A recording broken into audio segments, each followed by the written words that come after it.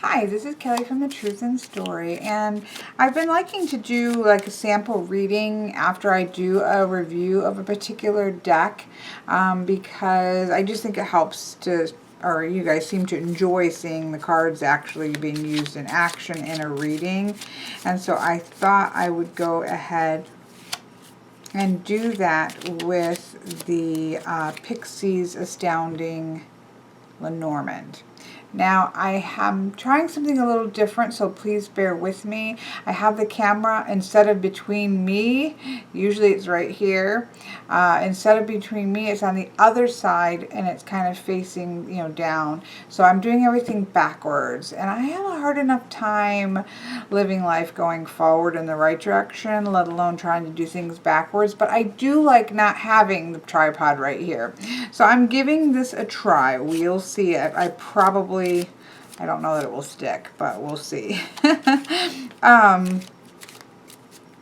So I'm going to do a pyramid spread that I found I quite enjoy. And I found this from this book here called, it's very shiny, The Fortune Telling Using Playing Cards. And it is by Jonathan D.E.E. I got this book initially for Playing Card Association. So it goes through all the different playing cards. It goes through quite detail about, playing card divination with a regular deck of cards. But then it also has a section, let's see if I can find it. Let me find it. Yes. It has sort of some ways of using card divination the Romany way. So it has some spreads and things like that, and some differentiations if you are reading Romany style. And then it has a section on Lenormand spreads. And there is even a section going through, when you're going through the playing cards, if it is related to a Lenormand card, it lets you know that. For example, here we have the King of Spades. And so it gives us the traditional name. It gives us sort of appearances, astrological relationships, the meaning of the card. It also gives us the Lenormand number and symbol. It's number 30, and it is lilies. So it gives you quite a lot of information here. I have not gone through that part in great detail yet to see, how it corresponds with kind of what I know. But there is a lot of information in this book. Various card combinations and such. But what also piqued my interest is that there is a section here on Lenormand spreads. Sorry. Again, trying to get used to this going upside down. So there's a Lenormand spreads here. And so one of these spreads, let me find it here. I actually I've been using a few of these, but one that I particularly like is this pyramid spread. And so I'm going to do this one for you today so that you can see it, and so that you can also see these cards in action. It is a 10 card. I do need to pull out these, and these will be upside down for you, but well, I guess it doesn't matter if I have them. Let me go ahead and pull out the woman card. There's the gentleman. Oh, I must have passed her up. Why didn't you yell out and say, "Ah, it's right there, pull it out"? Because obviously I passed it by. Here we go. So here's the lady card. It is very late. I need to go to bed, but first we're going to do this. Okay, so here we have the significator, which you're going to put into the middle. And then we're going to build we're going to build a pyramid. We're going to have 5 cards, 1, 2, 3, 4, 5. And then we're going to have 6, 7, 8, 9, and 10. So we're going to kind of build ourselves a pyramid here. So I'm going to go ahead and shuffle.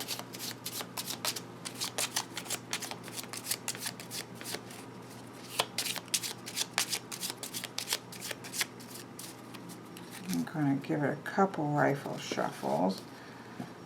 This is usually, I sometimes with a Lenormand, I'll give it a new deck, I'll give it a good old swirling method of shuffle just to get everything really shuffled in. But between throwing this out as a grand tableau for a picture and things like that, I feel like it's got a pretty good shuffle.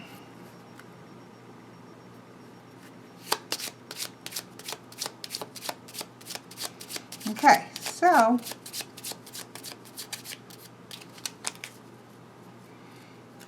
I'm going to go ahead and lay the base. So we have 1, 2, 3, 4,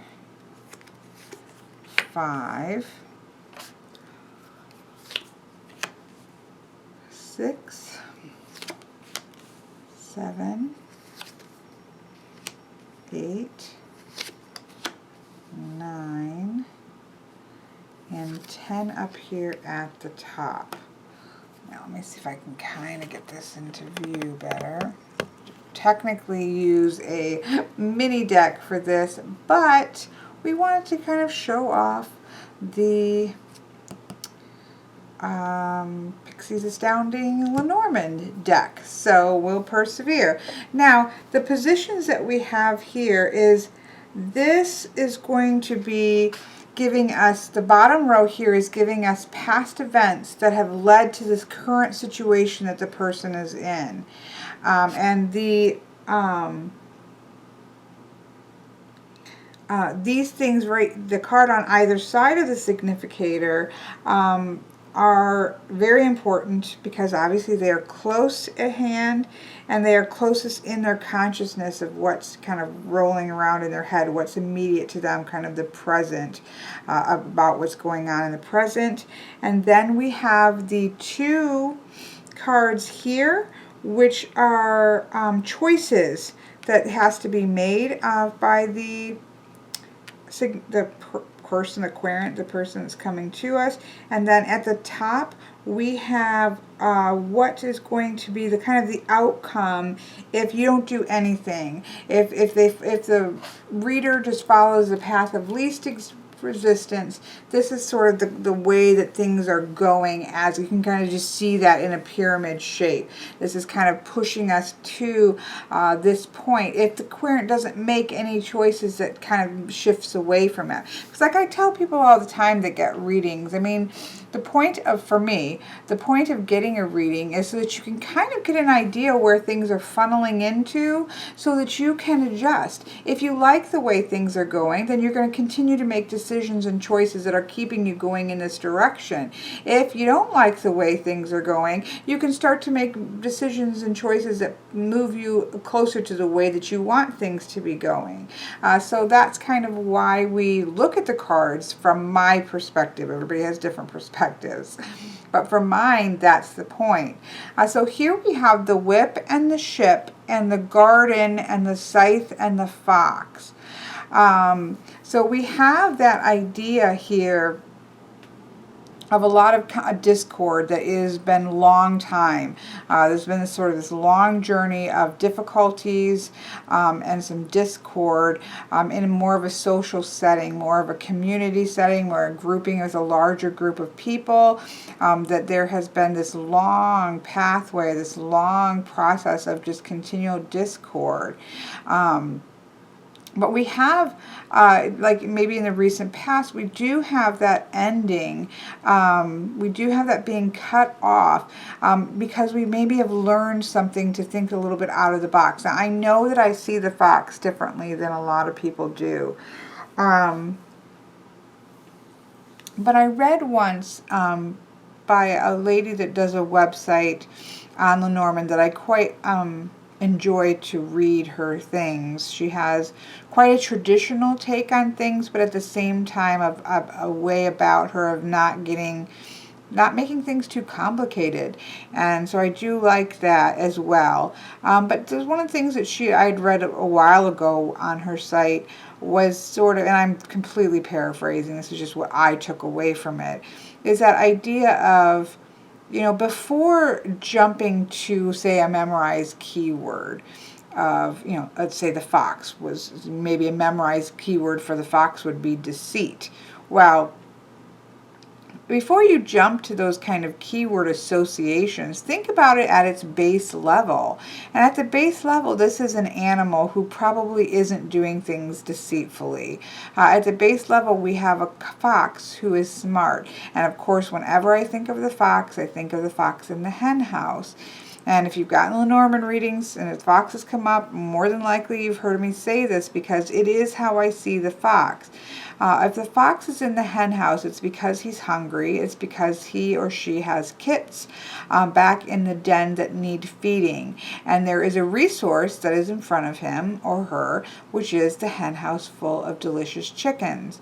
And so he is using, or she is using, their cunning and their wits about them to think outside of the box instead of going about the traditional way that a fox might run down and hunt animal for food.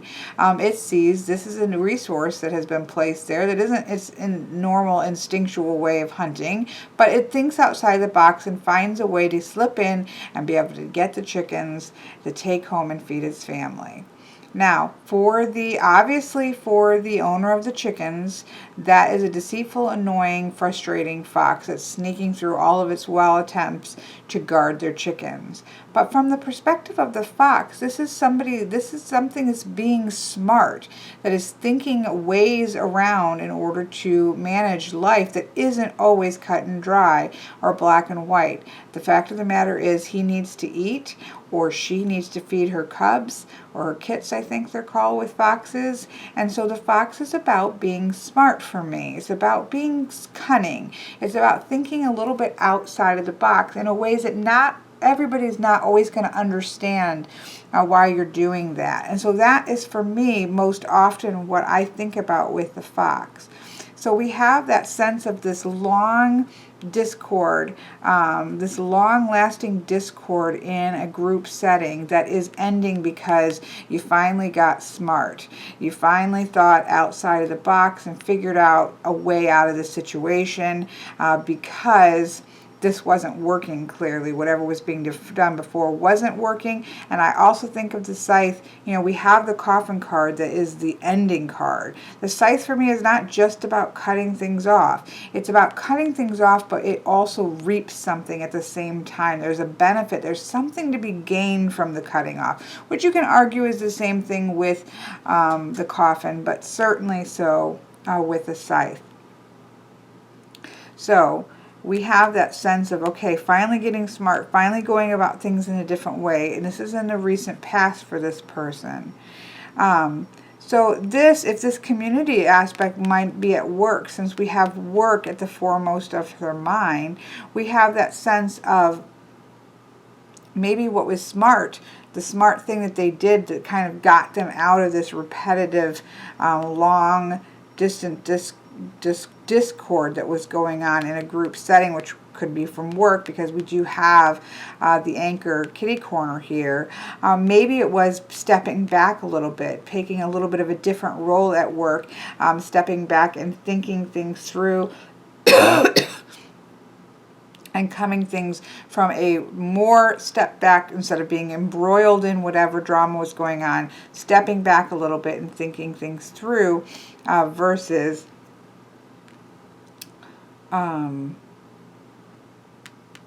versus staying embroiled in the mess. So we have that idea here. And so that we also have, if it's not about work, depending on if there was a specific question here, we would have that being stabilized because, again, we show how, you know, their cleverness has sort of put an end to that. But we have that the person is kind of faced with a decision at this point. They have a decision that they need to make. And one pathway, obviously, is taking them towards the cross and more difficulties, and the other is to harmony. That's quite lovely that we have those two very opposing ideas of harmony and then of burdens. So obviously,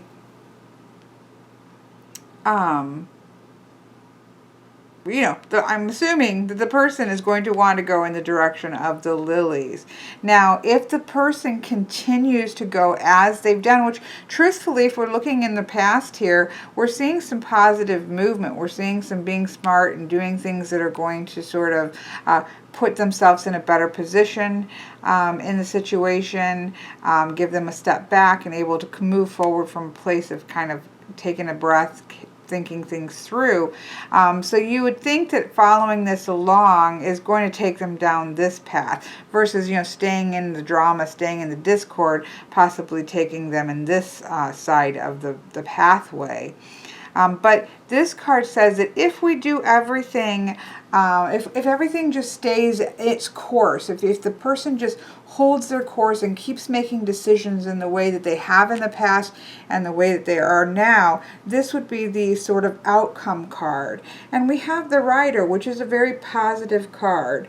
This is good news. This is good things happening. This is movement also. You know, it's a movement card.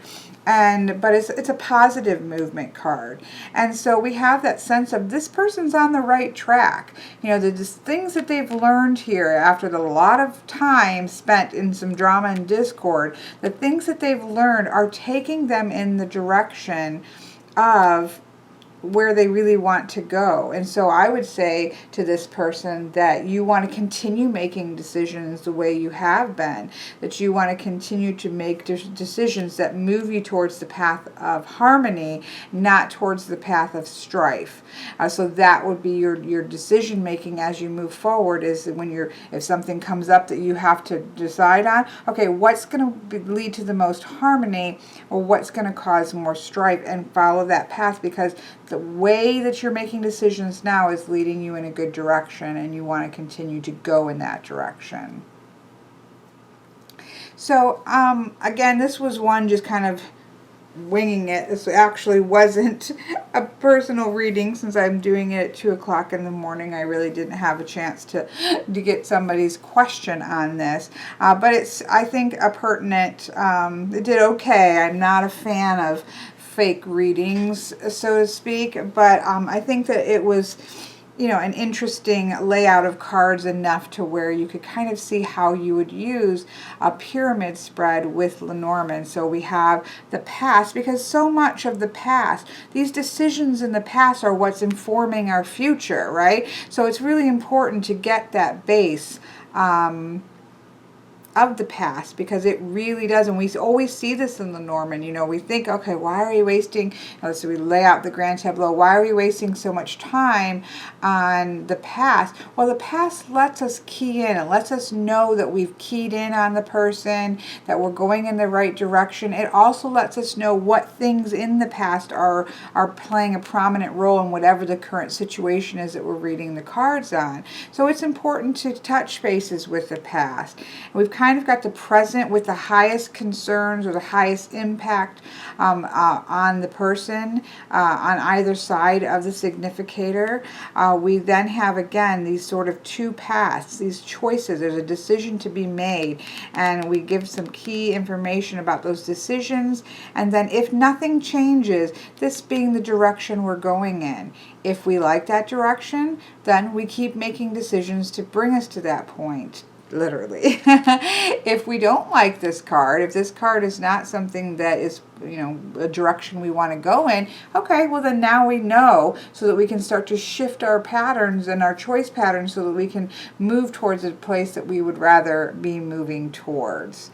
So this again is the pyramid spread. Obviously it looks like a pyramid, and I really have been working with this because it's something people really like Lenormand readings, and I do a lot of Lenormand readings with my shop, and so I'm always kind of looking for new things, and I really actually like this. It's especially good if you do have someone who is, you know, kind of in a position in which they need to make a decision about something. This could really help them to do that, and to see if the decisions they're making right now are putting them in the right direction or not. So I hope you enjoyed this. I, again, mostly wanted you to be able to see Pixie's Astounding Lenormand in action, and then also give you another spread to maybe try out with your Lenormand cards or Kipper cards. Again, pretty much any spread that I can think of, any spread that you are going to do with Lenormand, you can do with your Kipper cards as well. So this has been a look at the pyramid spread with the Pixie's Astounding Lenormand. I hope you guys have a wonderful Sunday.